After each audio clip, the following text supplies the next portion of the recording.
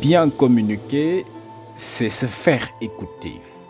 Bien communiquer, c'est faire passer normalement son message.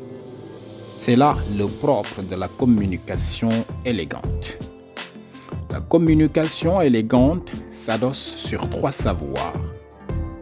Il faut savoir prononcer, il faut savoir être à la place de son auditeur et il faut savoir appréhender son état. Savoir prononcer, c'est dire les choses comme il se doit. Dire les choses comme il se doit traduit la maîtrise de son sujet.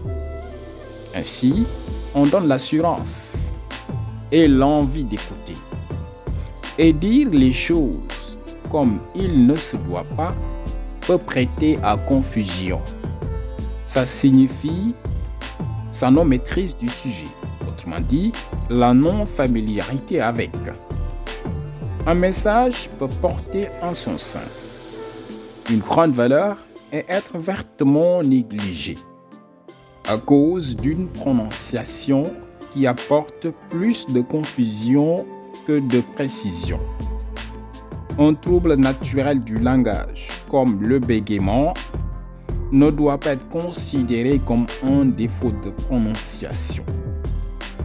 Oui, parce qu'il y en a qui prononcent mieux que des personnes qui ne bégayent pas. Et il faut juste se faire accepter en étant le plus naturellement adroit. Et certains mots sont néanmoins très difficiles à prononcer. C'est le cas de statisticien, par exemple, de structuration, d'infrastructurel, etc. La meilleure façon de s'en sortir avec des mots comme ça, qui sont donc difficiles à prononcer, n'est pas du tout de camoufler le problème en effleurant la prononciation du mot. Au contraire, il faut s'habituer à entrecouper relativement la prononciation de façon à faire entendre tous les phonèmes. Savoir être à la place de son auditeur, de son interlocuteur, c'est rendre la communication horizontale et souple.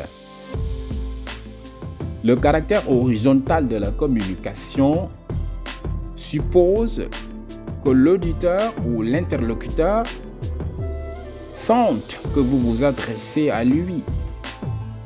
Le niveau aussi doit être à sa portée. Il doit lui être adapté. Et elle est souple, la communication, lorsque vous tâchez d'être davantage clair, toutefois que vous avez le sentiment d'être ambivalent, d'être incompris. Savoir appréhender son état, c'est-à-dire l'état de l'auditeur, de l'interlocuteur, c'est lire ses sentiments et d'y accorder une phase adéquate. C'est donner la parole quand on réalise un certain intérêt qui suscite une envie de parler, de dialoguer ou même de poser une question. C'est faire une digression positive. Quand on sent que l'auditoire commence à avoir la tête ailleurs, c'est une façon de les faire revenir. C'est une façon de les faire revenir. Appréhender l'état de son auditoire, c'est aussi savoir se taire momentanément quand se présente un certain bruit intempestif ou même un bruit d'acclamation. Savoir appréhender l'état de son auditoire, c'est aussi penser et faire penser à la conclusion si on commence à lire une certaine fatigue. Voilà quelques orientations pour faire une communication élégante.